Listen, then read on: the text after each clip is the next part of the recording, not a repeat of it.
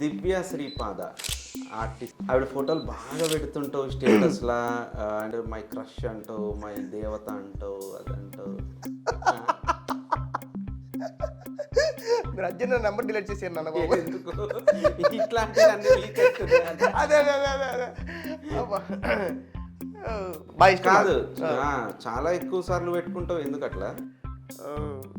నేను బాగా ఇష్టం నాకు, బాగా నాకు బాగా అంటే ఇప్పుడు మా ఊరు వెళ్ళేటప్పుడు మా ఊరిని నేను ఎంత ప్రేమిస్తానో చెప్పు చెప్పు. అట్లా నాకు క్రష్లలో నాకు దివ్య శ్రీపాద ఆల్మోస్ట్ 5 years అవుతున్నారు, 5-6 years అవుతుంది. నేను అంటే ఎప్పుడైనా కలిసినావా? ఒకసారి కలిసాను అంతే, ఒకే ఒకసారి కలిసాను. అప్పుడు చూడగానే నేను ఫిక్స్ అయ్యాను,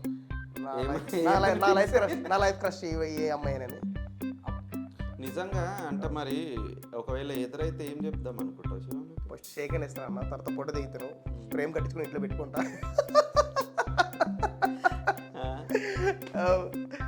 కానీ ఇంత క్రష్గా ఒక అబ్బాయి నాకు అనే ఆమె కూడా హ్యాపీగా ఫీల్ అవుతారు. ఏమన్నా హ్యాపీ ఫీల్ అయితే చాలా మంచిది.